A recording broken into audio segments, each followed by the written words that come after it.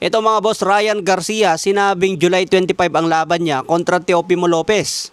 Wala pang official na announcement pero ito ang binanggit ni Ryan Garcia sa kanyang vlog. July 25th? Round wrap up, July 25th. Oh wow, we got a date. Who the fuck we fucking up? I don't. Teofimo. Oh wow.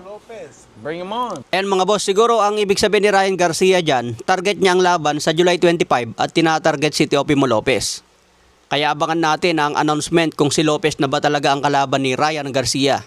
Sigurado itatayan ni Ryan ang kanyang WBC belt laban kay Teofimo Lopez. Matapos matalo si Lopez kontra Shakur Stevenson sa 140 pounds, aakyat ngayon si Lopez sa 147. Kanino kayo dyan mga boss kung sakaling matuloy?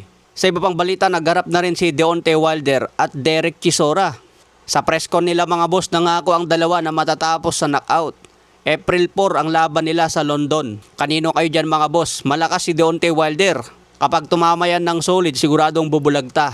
Ang problema lang kay Deontay Wilder, mabilis mapagod. Kapag napagod, wala na siyang depensa. Madali na siyang tamaan at pwedeng matalo na siya by knockout. Magaling din itong si Derek Chisora mga boss, kaya paunahan na lang talaga kung sino ang unang makatama ng solid.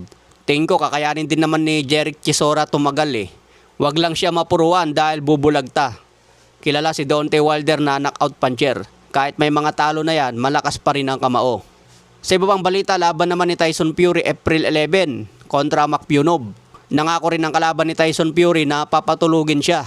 Laos na raw si Tyson Fury kaya madali na lang itong talunin. Kaya abangan din natin yan si Fury April 11.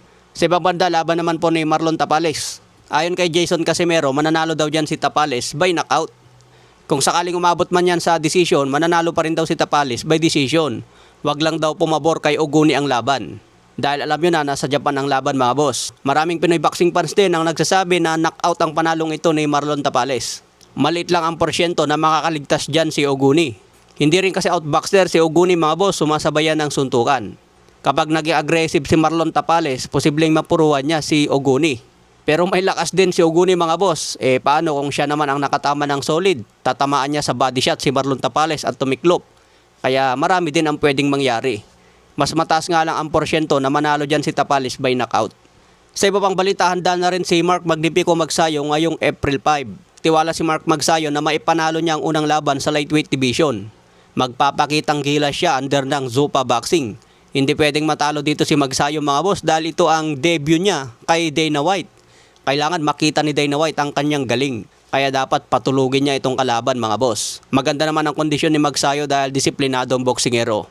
Kaya bang na lang natin ang matitinding laban mga boss. April 3, Pedro Taduran at Jimwell Pacquiao.